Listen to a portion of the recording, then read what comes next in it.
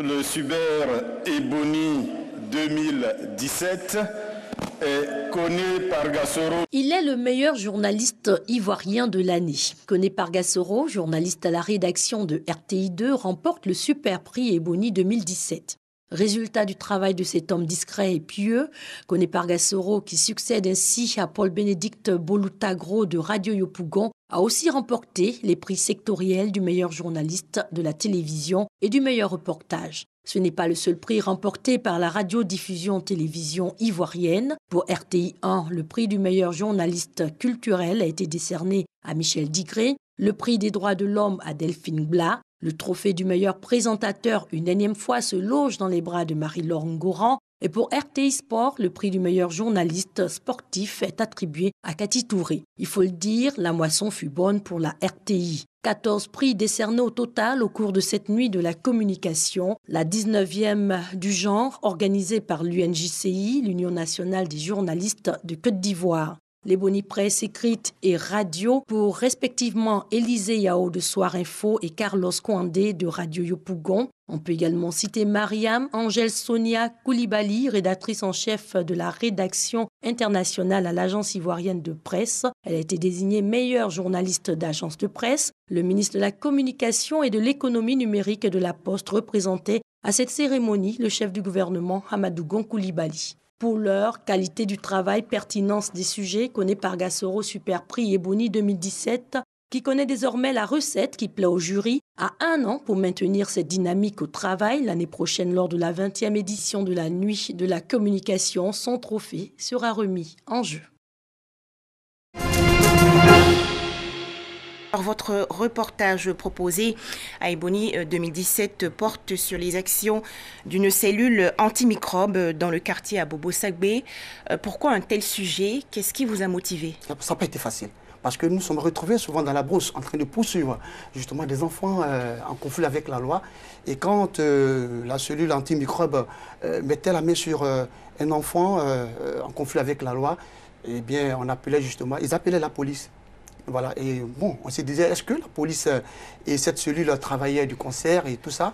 On nous a posé des questions. Alors, lorsque ces hors-la-loi sont appréhendés par la cellule antimicrobe d'Abobo-Sagbé, que se passe-t-il ensuite? Est-ce qu'ils sont remis aux forces de police? Tout à fait, ils sont remis aux forces de police parce que nous avons été témoins de cela, le commissariat du 21e. Mais est-ce qu'il n'y a pas souvent des débordements, des actes de lynchage, parce qu'ils font beaucoup de mal aux populations? Bon, écoutez, quand, vous savez, les enfants, quand ils sont pris, bon, il y a toujours des égarés, des gens qui vont frapper ces enfants, essayer de montrer qu'ils ne sont pas vraiment contents de leur attitude.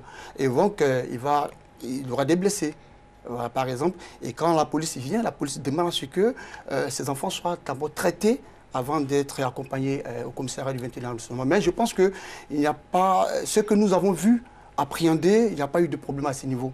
Voilà, c'est des enfants qui ont été, et même des grandes personnes, qui sont allés fracasser des portes, prendre des motos. Avez-vous craint pour votre vie? Oui, c'était très dangereux parce que nous sommes allés même en brousse. Dans la brousse, c'est-à-dire la forêt du Banco. Nous avons parcouru ce chemin-là parce qu'ils nous ont fait savoir que c'est dans cette forêt que se trouvent vraiment ces enfants, surtout qu'il y a des fumoirs un peu partout.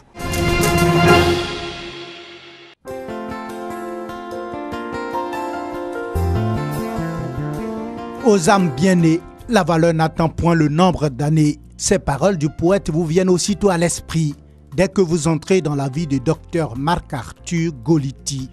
À moins de 40 ans, docteur Marc-Arthur Golity est un pur produit du système éducatif ivoirien, avec un curriculum vitae aussi long qu'un bras. Entre autres mentions, doctorat en médecine et un séjour remarqué dans le monde des business schools françaises en 2009. Ici, dans son appartement à Cocody, Saint-Jean, on se croirait dans un musée des civilisations. Les objets d'art sont omniprésents et rivalisent d'originalité.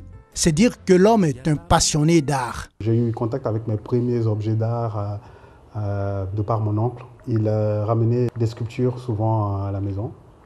Et j'étais particulièrement fasciné par une d'entre elles qui servait de cendrier. En grandissant, il y a eu les livres. Mon père était quelqu'un de porté sur les livres. Et puis après, j'ai découvert, on va dire, la musique classique. Et chemin faisant, quand je suis arrivé à l'université, j'ai découvert les arts visuels.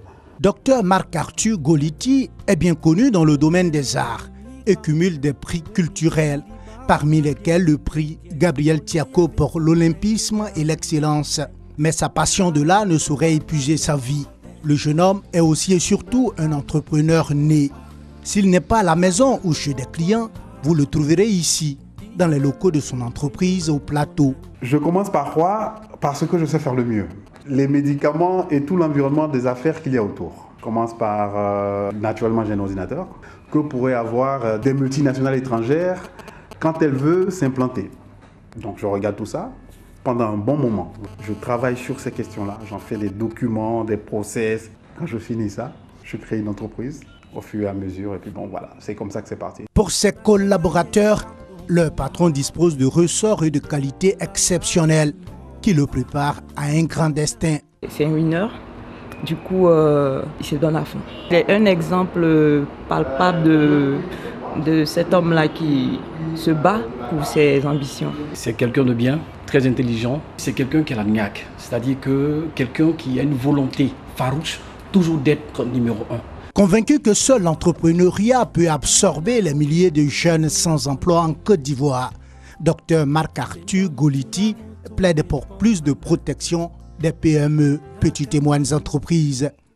Je rencontre beaucoup de jeunes, certains que je mentor, d'autres qui viennent juste pour des conseils et repartir. Mais il faut reconnaître que le cadre légal national n'est pas très facile. Parce que à peine souvent vous commencez, il y a les taxes, les impôts, c'est beaucoup de freins. Il y a aussi les banques qui on ne prête qu'aux riches, ça c'est universel. Il y a beaucoup de jeunes qui sont dans le secteur informel parce qu'ils ont juste peur de se formaliser et d'avoir des problèmes avec des impôts, etc., etc. Alors que tant qu'ils sont dans le secteur de l'informel, croître, c'est difficile. Et puis je pense quand même, ça je plaide vraiment pour les autres entrepreneurs comme moi, ils devraient quand même pouvoir avoir une petite préférence nationale. Dans l'espérance de ce qu'il appelle le printemps des petites et moyennes entreprises, Dr Marc-Arthur Golity, passionné d'art et d'entrepreneuriat, encadre beaucoup de jeunes porteurs de projets en Côte d'Ivoire.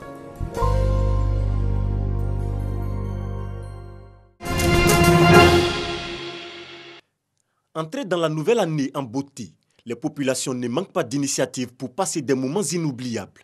À quelques heures de la nuit de la Saint-Sylvestre, c'est la joie chez ces commerçantes.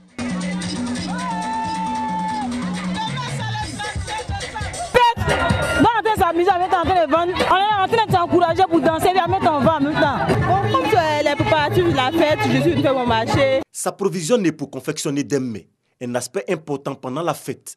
À ce carrefour, ces jeunes font de la vente de poulet leur activité. Le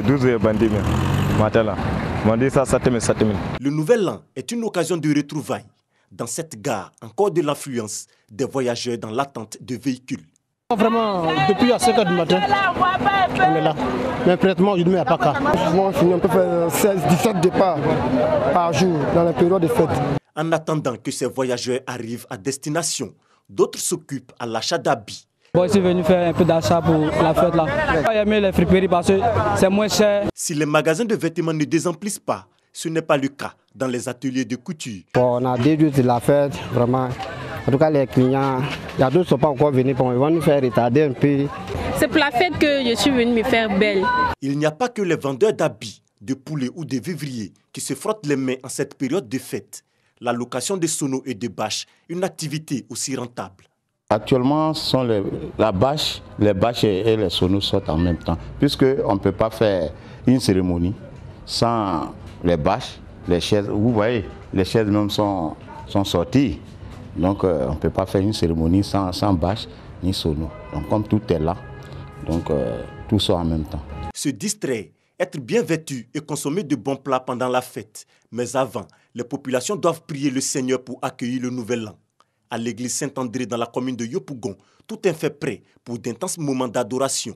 Il faut dire que le dimanche 31, nous aurons les messes comme tous les dimanches à 6h30, à 8h et à 10h. Et le soir, à partir de 19h, nous aurons la vigile qui va nous introduire dans la nouvelle année.